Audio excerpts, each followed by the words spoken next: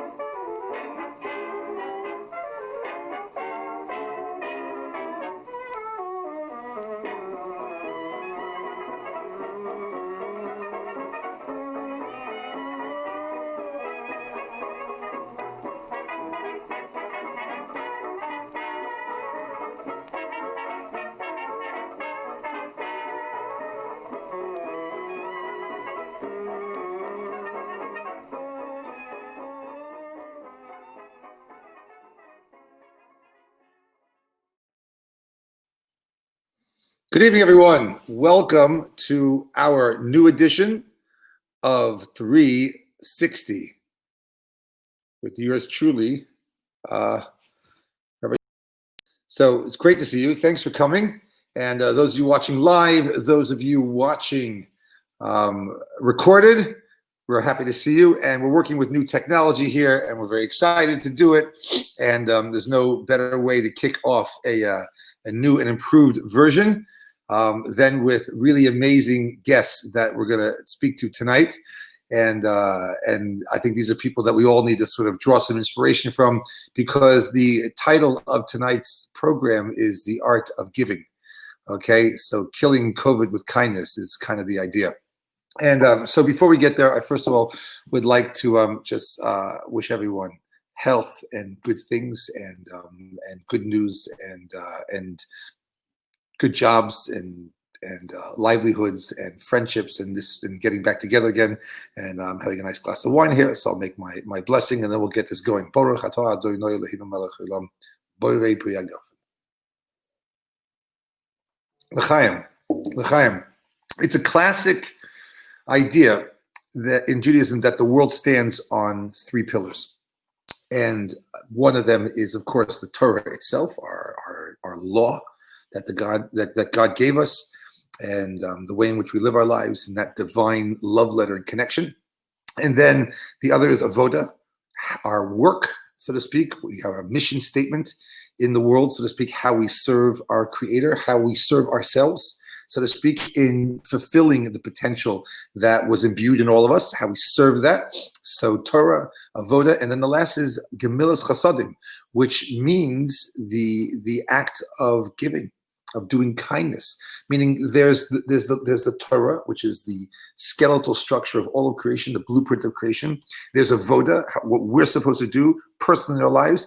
And then there's this third pillar, which is of equal stature, of which the entire world rests on top of these three pillars. And that's called gemilas chasadim.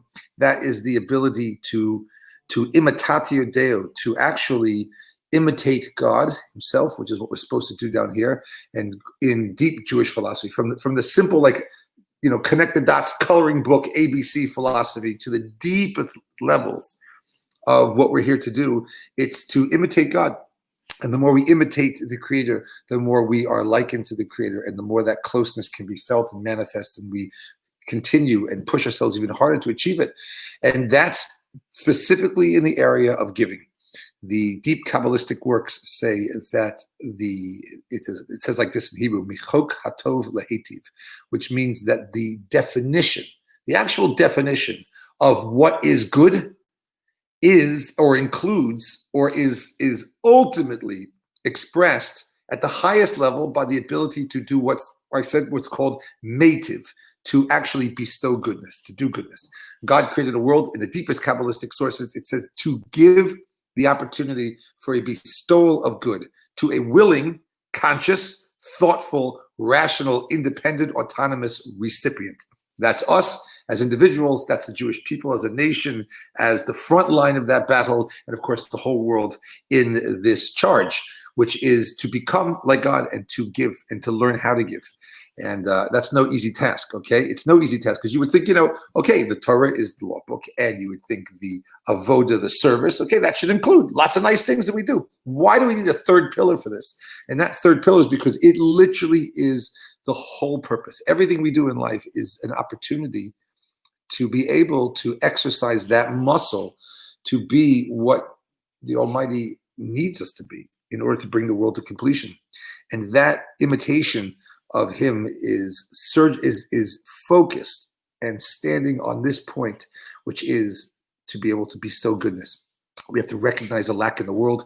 You have to know what goodness, what works, what doesn't work. Everything from the innermost circle of your life, your spouse and your children and your family. That's one certain currency of bestowing goodness in the world. To what you do out there with the world at large, and how and your friends and your community, your interactions. Every possible iteration of what you can do out there, we are charged to do. So it's one of the main pillars, Olam Chesed Yiboneh, which means the Almighty built the world on Chesed, on kindness, on giving. We know very famously that the word in Hebrew, and they give, Vanosnu, is a palindrome. It's written the same way backwards and forwards. We all know, and how many TED Talks that can espouse this point. And the research and the data shows that actually, when you give, you're receiving.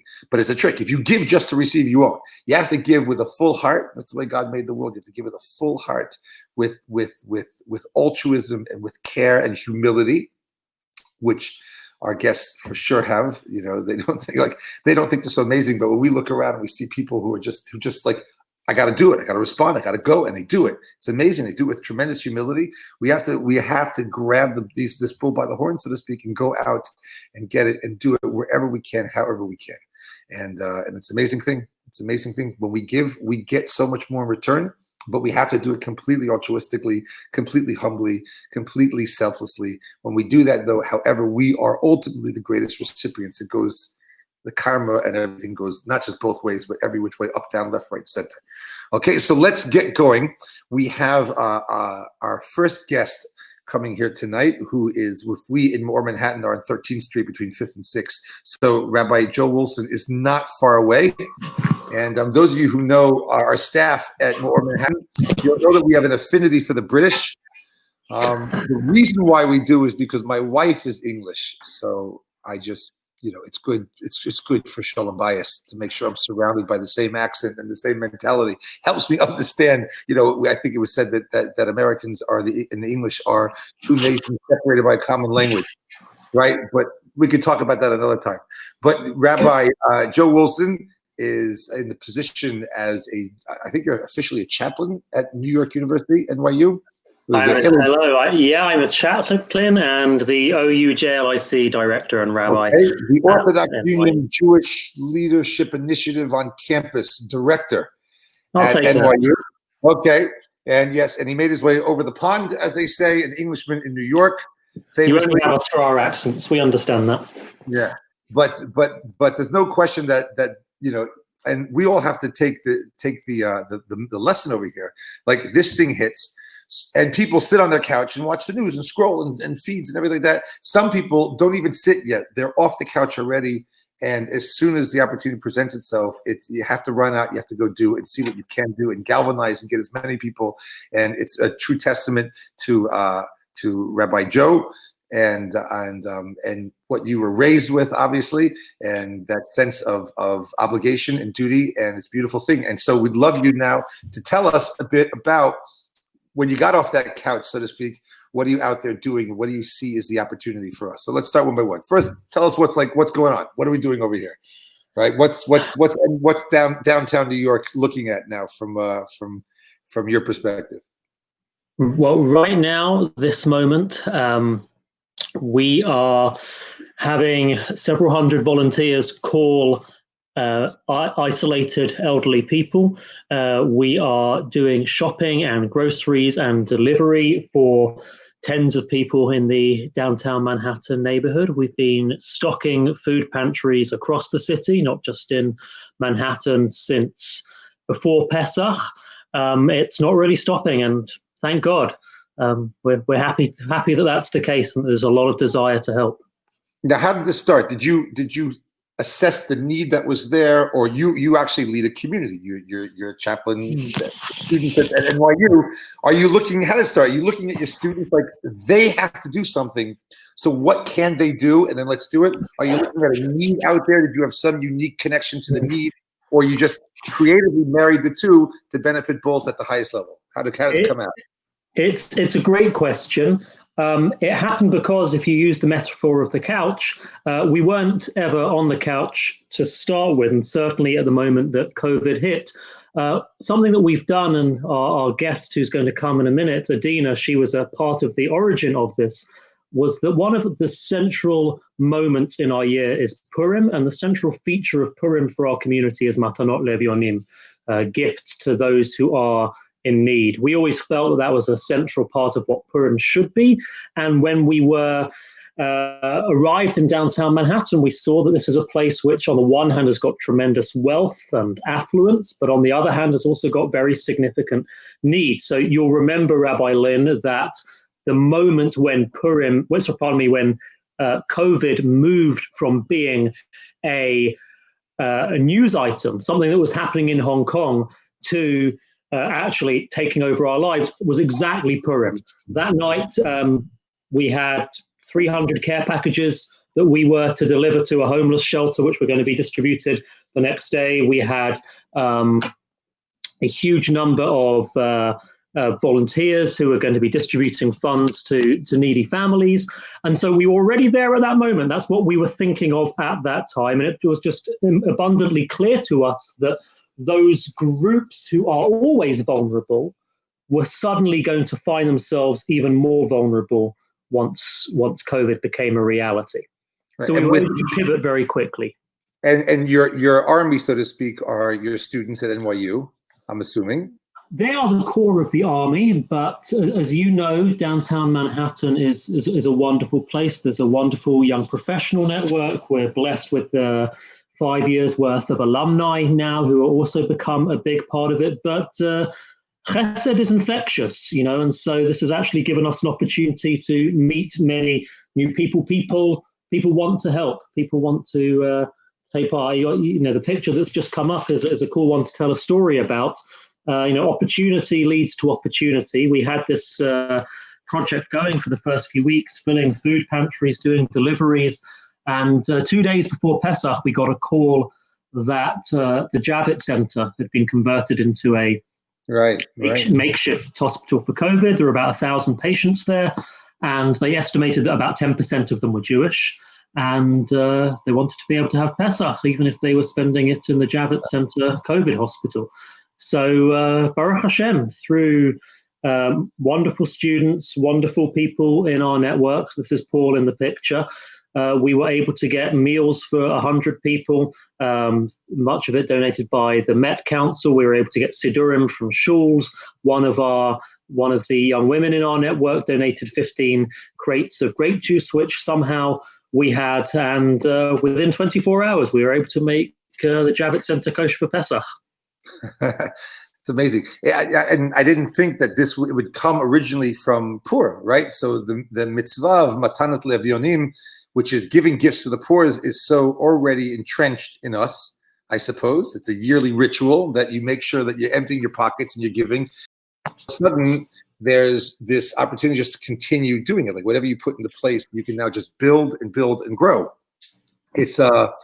It's quite. And on the other hand, I'm sure you have also. I mean, I want to move a little bit from your job as I suppose a chesed nonprofit, and make sure that the rabbi comes into that also, because that's obviously part of this, and you have a lot to say. We want to hear from you about the response, the spiritual response.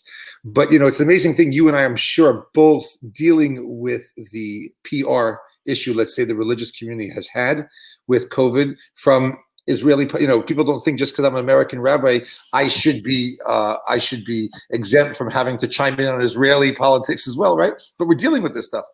And yeah, the community is slow to react, and their politics and this and that, and the leadership, there's very, very trying issues.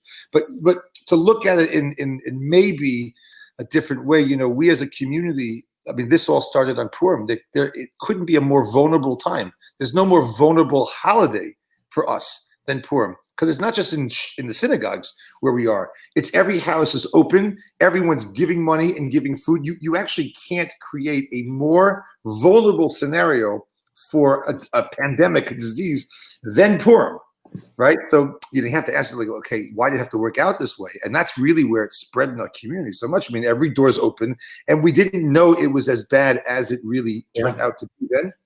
And yet the central, it's beautiful what's happening with what you're displaying, because the central mitzvah was giving without any questions asked. On Purim, whether it's money, food, anything, you give as much as you can, and you're continuing. So I'd like to use that sort of as an intro for you to expound maybe a little bit more spiritually on what you're doing and why you're doing it and what you think the message is for us.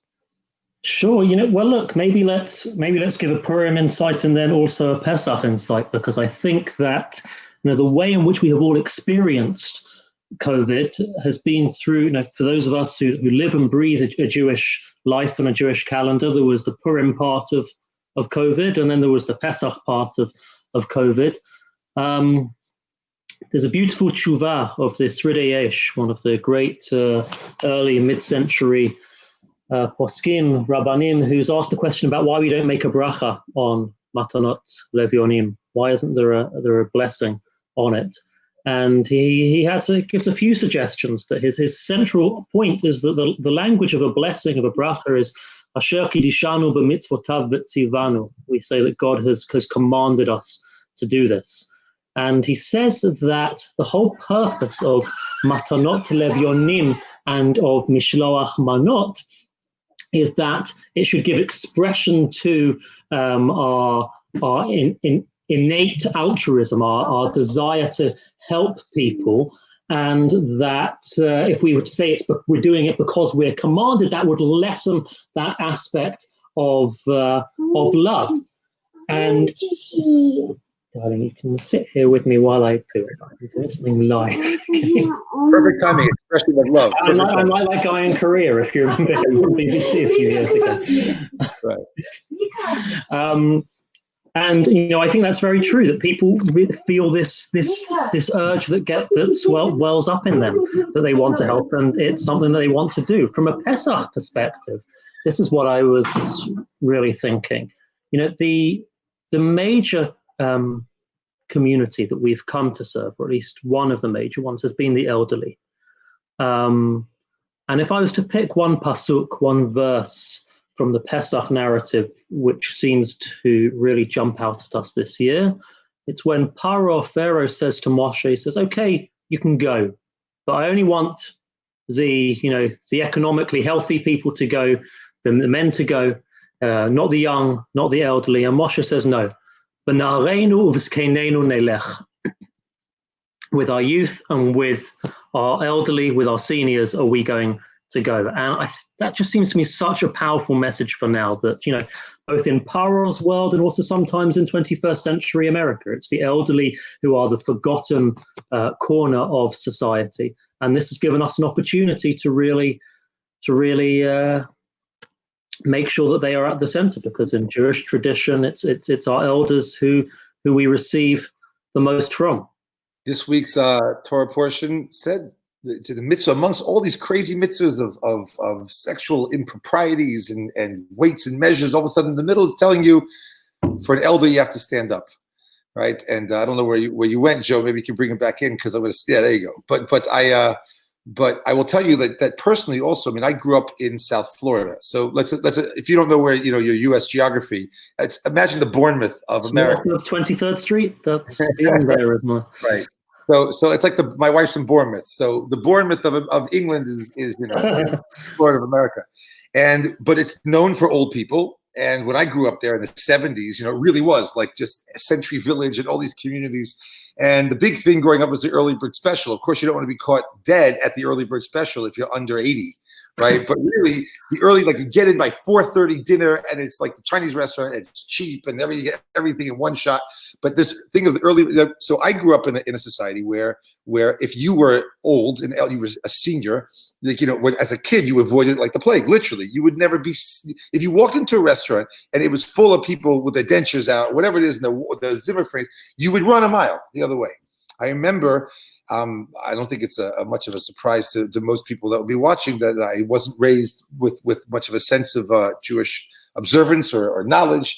And I remember one of the first things I saw, actually, when I was in Los Angeles, I walked into an institution of higher Jewish education, let's call it, a rabbinical kollel.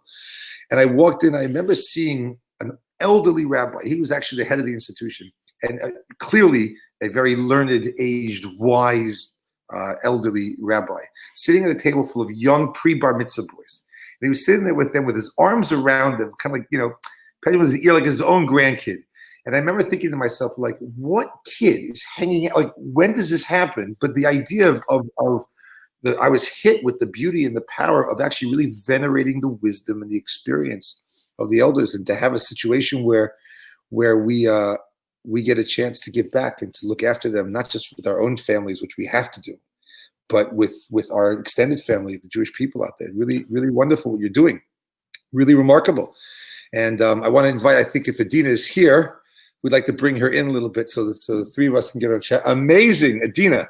First of all, everyone here, we know each other well. And I have to say that Adina is recently engaged. Mazal tov, Adina. Yes, there it is. Okay, so l'chaim to you, and thank you. These Corona weddings are much cheaper, yes, than the other ones. Okay, and I have no doubt that you'll be able to find some meaning in them. But for people watching, Rabbi Wilson and Adina work hand in hand on many projects. Adina is a staple fixture in downtown New York City Jewry for sure.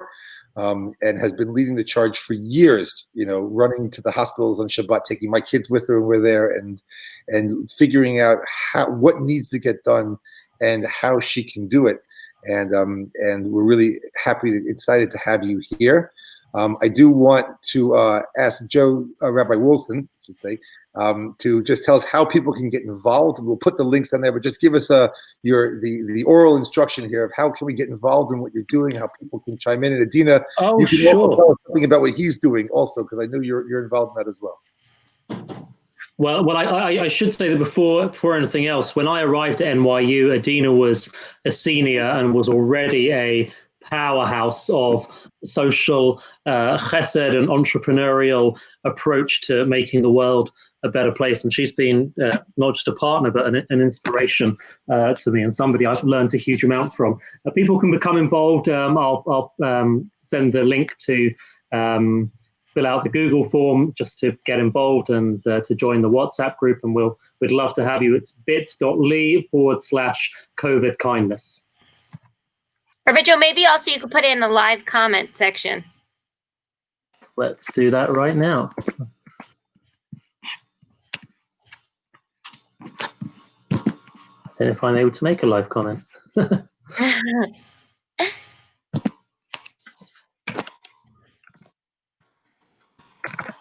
are you doing, Adina? Oh, perfect. Hey, I'm good. How are you? It's so good to see you. Indeed, virtually over this. It's excellent. How's it being a kala at this time? Weird, like so exciting, so happy. Here, me and my fiance are now living in my sister's basement with her and her 5 kids. My. So yeah, and they're all under the age of 9. So it's like a lot of kids, a lot of people, one house, which on the one hand is like really good for extrovert self of me, but also a lot. I wish we had a basement, and I wish we had people to help with our kids under 9. That's your sister sounds lucky. How's this period been for Knock Knock Give a Sock? It's been really interesting, and I'll give like a brief background and history of what Knock Knock Give a Sock is and what we've done in the past, and basically how that's shifted since we've been hit with COVID. And it's not all good, it's not all easy, but I'll paint a picture. Essentially, Knock Knock Give a Sock is an organization, we say, with a mission to turn transactions into interactions. So we go to companies like JP Morgan, WeWork, Salesforce, and we get these companies to collect socks in their office. But what's interesting is, if you ask most of the people who work at these companies, and everyone who's listening, I encourage you to tune in and think about these questions. If I ask you, have you ever given money, food, or clothing to someone in need? Most people will say, yes, I have. But if you ask them then, who here can tell me the name of one person experiencing homelessness? Almost no one can raise their hand. So what Knock Knock Give a Sock creates is these sock collections in offices. And then afterwards, we do a Meet Your Neighbors dinner where we bring their employees and people living in local homeless shelters to have dinner side by side. Turn these transactions of sock donations into real meaningful interactions. Now we have, Adina, a couple of videos here. But just before, Rabbi Wilson, thank you so much for coming on board and for sharing and for what you're doing. It's amazing, and we're going to do what we can to get as many of our constituents involved. I think it's awesome. And thank you for the backstory. We would love to have you. It's very inspiring. We've got page partners. We've got partners all over the place. We'd love to have you involved. Really? Okay. Thank you. Be safe and well, okay? And you. And okay, we have a couple of videos here. We're going to just show real quickly, Adina, of what you're doing here. And this is not as opposed to what Rabbi Wilson's been doing, which started on Purim, but is really expanded as a COVID-19 sort of response. You've been doing this for a while. Obviously, you're pivoting, which is the operative word. Yeah, and the videos we actually sent are focused on the pivot. Right, that's what I'm explaining. Like this, not Give a Sock is already around for a while, but now we're focusing on the pivot of what we can do. Okay, so please roll the video. You're gonna put on like a mask.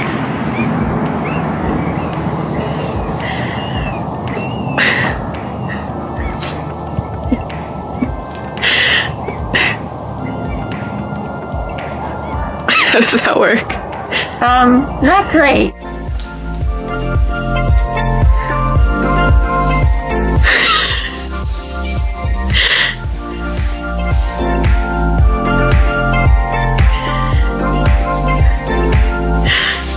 How does that work? Not very good.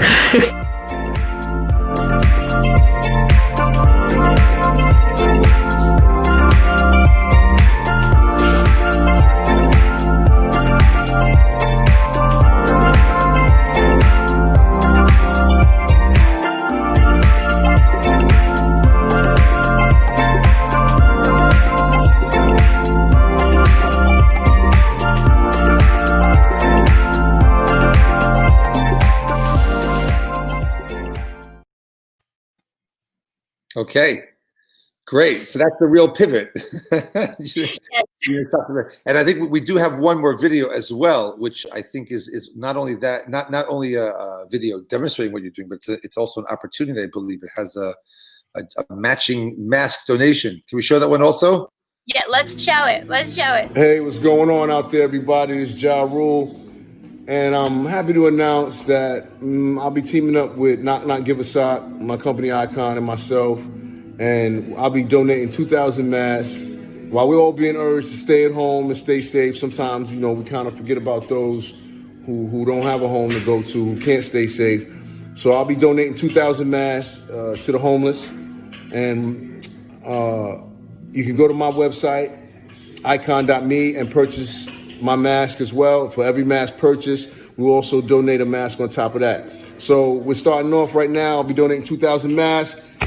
Go to my website. Every mask purchase, we'll donate another mask. Icon, Knock Give a Sock. Much love, y'all. Okay. Thank you. Well, how'd you get him?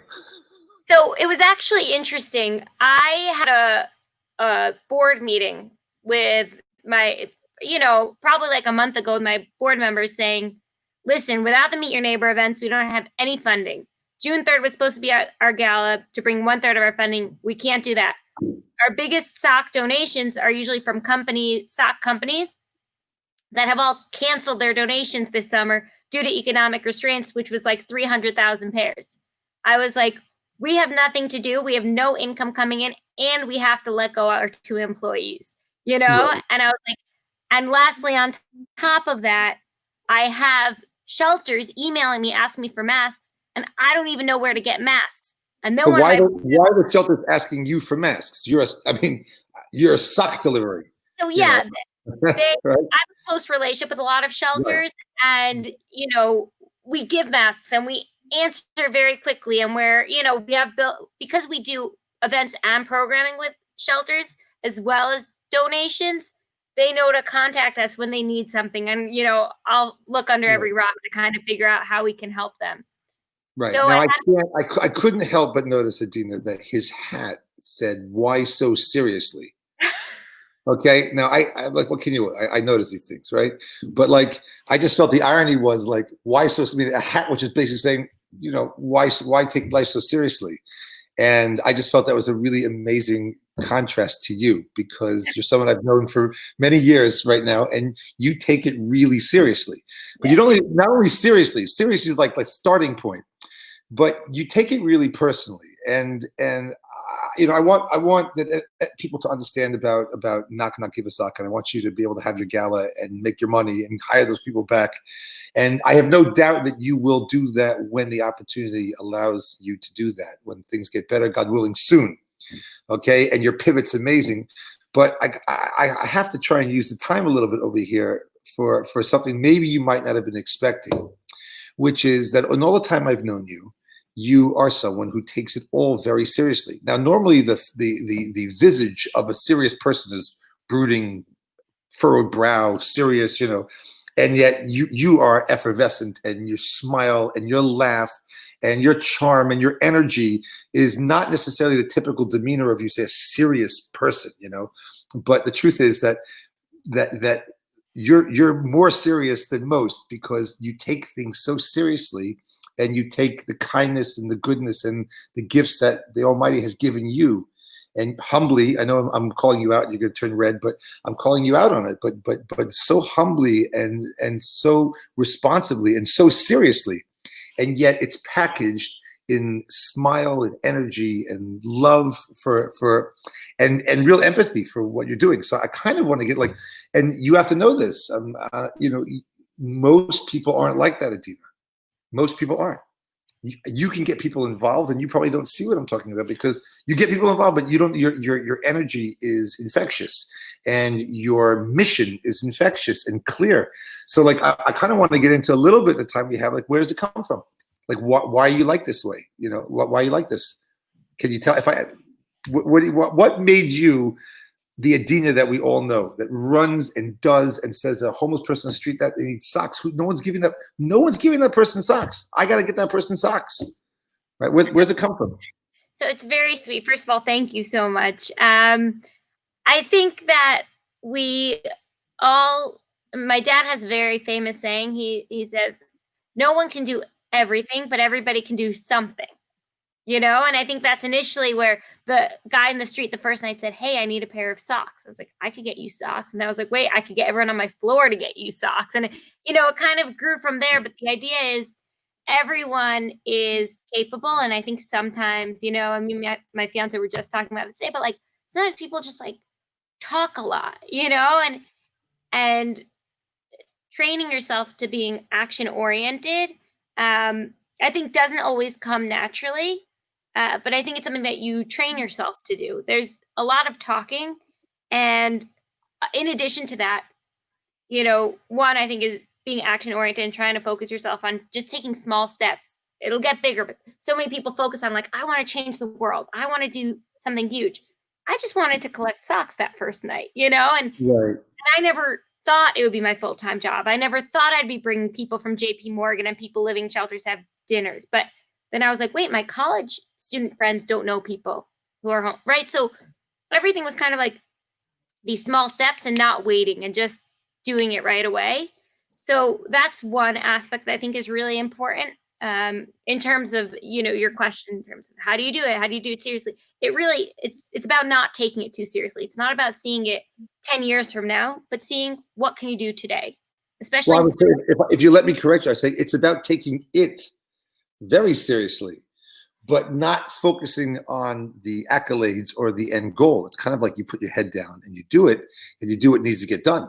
But I mean, I'm sorry, but if you're not taking it seriously, it ain't going to happen. Maybe, and that's the reason why everyone wanting to do good and to do chesed for people. I think we can say that most of the people we know have that, where most of the people we know have, compared to homelessness and that type of poverty, like very privileged. And we'll give when it's easy, and we're in fundraising, you and me, right? So every online thing, how few clicks do you have to click to get to, why are we doing that? Why can't I say, I'm sorry, it takes 10 clicks to give the money, but give the money. Because we know it's like, you need, it's got to be easy, and for someone to do it, on the other hand, it takes a lot of perseverance. By the way, in terms of what you said was a famous thing in your family, there's an amazing place in Johannesburg called the Kliptown Youth Program. We go there every summer, not this summer, but we go there every summer and we do work with them. And it's an amazing place in a place called Kliptown, which is a township there. The poverty, I mean, there's no plumbing, right? It's an outhouse somewhere, like, and there are these people there. You need to see it. Like, if you haven't, you'd be blown away. But he says at the end, one of the guys who runs it, he says, you can't change the whole world, but if what you care about means the whole world to you, then you can. Right? Very beautiful. That's a good, that. right?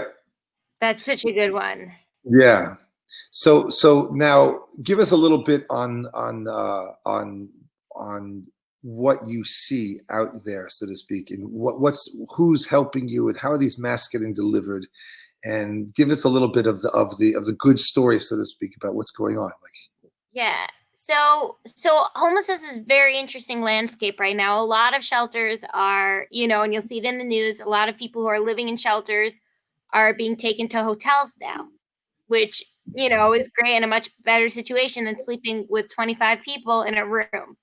So on the one hand, we have a good majority, not a majority, I would say we have a good portion of shelters. It's a crazy image, right? Homeless people sitting outside the hotels that the bell boys, so to speak, and the staff have been shooing away from the red carpet valet servers of the hotel to come in, are actually now the ones in the hotels. Yeah. And it's interesting because I've spoken to a bunch of people, and there's mixed emotions there. On the one hand, they're like, it's so great, we're in a hotel, right? They have their own room, maybe just one or two roommates, which is unheard of for people who are in shelters.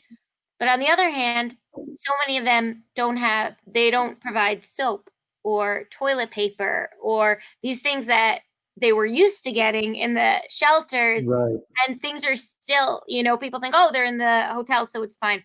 Other shelters, one shelter I just went to the other day, they said, okay, anyone who's 65 and older is going to go to the hotel. Okay, great. And that creates more space, except then they bring more people into the shelter, with all those beds that are open. Right. Is homelessness is it on the, I mean, I'm assuming people in the industry, so to speak, of this type of help must be predicting, there must be models to this, and with the economic crisis that we're in also, and the potential problems therein, this must be something that people are very concerned about. Yeah, there will be. And it's interesting because right now they're not evicting people. Right now, like, people aren't being evicted from their apartments, even if they're not paying rent.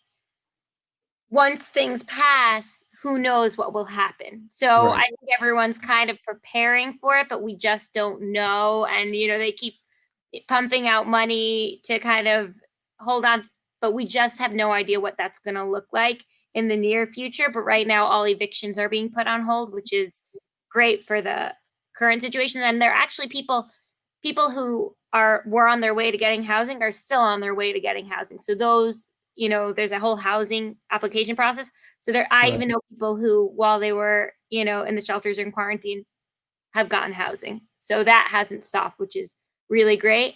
And we've gone to a bunch of different shelters. I'll give one really happy story. One family shelter, moms and children live in the shelter. We brought them 1,500 masks. The next week, I brought them socks, a couple boxes of socks. And usually I hire people living in local shelters to do these distributions. But the shelters are the worst place to be right now. So we haven't been hiring them. So I've been going around and doing a lot of deliveries. And I went back the following Sunday, and the security guard, all the employees, Great. all the people, they were all wearing Ja Rule's masks, which were very exciting. I will say, Adina, what you do is it's raw chesed. It's at its primal point of giving and just doing, and because you can, and God gave you the ability to do it. And there's real need out there, and it's amazing. And I want to encourage everyone to get involved. You know, I've been a huge fan of what you do for a long time, but more, I've been a big fan of you, because somehow, you know, you're the magnet that you are, and the goodness that you exude, and it really is, it's infectious, and we love having you around. And I'm telling you, everyone out there, if you want to put aside the COVID blues, whatever you're experiencing, whatever is your job, insecurities about the future, everything, I'm just telling you, pick up the proverbial old school phone and call Adina and get involved, because you will feel like a different person. You'll feel like, almost in a crazy way, that the Almighty created a world where there's need, and there's the opportunity to give, and the love that you find in yourself from doing that is, I can't say it's worth it, because none of us down here can say that it's worth it. But there's something very deep and enriching that comes as a result, and we're very grateful to have had the opportunity to be involved at that level. So I encourage everyone to get involved as much as they can, and if you can't, give Adina money. Okay. Yes. We had our gallery. We were the last party in New York City. We had on March 3rd. We were the last party in New York City. It was a great party, a great evening, and then the whole thing, fell apart. But I'm going to finish up. I'm happy for you to stay on me for the end here, Adina. But I'm going to finish up with just one quick thing here, and I want to thank everyone for watching.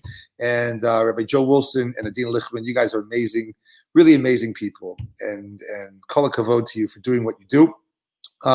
As a public service announcement for the Jews that are watching, tonight begins the 13th night of the month of Iyar that we're in. And tomorrow night, on Thursday night and Friday day, is the 14th day of the month of Iyar, which is almost completely obscure were it not for the fact that it's called Passover Do-Over, or in Hebrew, Pesach Sheni, which means Passover 2. And it's a little known holidays, but we'll eat matzah. I'll make matzah brai for breakfast for the kids. And we'll eat matzah, and we'll celebrate a do-over. And it's an amazing thing, because in the Torah, Passover was the most intrinsically critical expression of Jewish identity and connection to, involvement with, and position in the Jewish people, not as a nation per se right now in Israel, America, in the whole history, 3,500 years of history and the future, where you fit as part of the Jewish narrative. Passover is a time where that is expressed in every way possible, in what we eat, in the history, in the experience, in the mindset, in the way we clean our homes, every single facet of the most intense holiday that we have, the holiday of Passover. And the matzahs, and leaving out the chametz, the bread and the leavening, everything is around this idea. Oh, thank you for that. Everything is around this idea of you are a part of the narrative of the Jewish people, and you fit in. And therefore, there's a one-time opportunity. Meaning, if on Rosh Hashanah you're somewhere, you're stuck somewhere, and you don't hear the shofar, there's no do-over. There's no shofar 2. There's no Sukkah 2. There's no anything 2. There's no Yom Kippur 2. When it comes to the Passover, specifically the offering, which we only recognize with the matzah today, because we don't have the Paschal lamb, that offering. But what that offering means, that's for another time. But there's something so essential about Passover that if a Jew wasn't able to be there and bring the offering, they cried out to God and said, "Lo fair. It's not fair. You can't be a Jew without this experience. I'm here ready to be counted, and I couldn't do it for whatever reason. I was away. I was on the journey. I got stuck. Something happened. I was impure. Whatever the reason was, they complained to God and said, you have to give us a second chance. And the one time you could do it was when it comes to who you are deeply as a Jew. And God says, okay, fine. And the 14th day of the next month, meaning a month later on the day where you brought the offering, is called Pesach Sheni. But the word that the Torah uses is that for people who were far away, rachok, people who were far away. And all of our great teachers have pointed out that it might have been distance far away, like Google Maps far away, and they couldn't get to Jerusalem on time. We mean far away. People who are far away, and I'm going to say tonight, people who are far away from the real heartbeat of what it means to be a Jew, to give and to give and to do and to fix the world and say, God, I'm with you as a partner, but I'm going out there, I'm getting my hands dirty, I'm sacrificing, going into the world, and I'm going to do as much as I can, right? This is the lesson that we're learning tonight. This is a crazy time where we have a do-over for those of us or the parts of us that are really far away. So Pesach Sheni, Passover do-over, is Thursday night and Friday. And have a piece of matzah on Friday, okay? And think about the lessons that we almost already forgot about a month ago with all the corona distractions. And let's get those lessons clear about why God took us out of slavery. He didn't take us out so we can go to the Maldives and the Hamptons and chill out. And he took us out so we can do something. And let tonight be an inspiration for all of us to do goodness. Olam Chesed Yiboneh, the world is built on kindness. Let us find the muscle, find the inspiration, find the reserves that we have, and go out and do. And you have a money-back guarantee. Whatever you do will come back to 1,000-fold. Thank you all for coming and being here. And thank you for our tech crew for doing a great job tonight with this new platform. It's much improved. And for all of the More Manhattan staff that are working so hard to make this happen, we will see you next week. Looking forward. Thank you very much. Good night, everyone.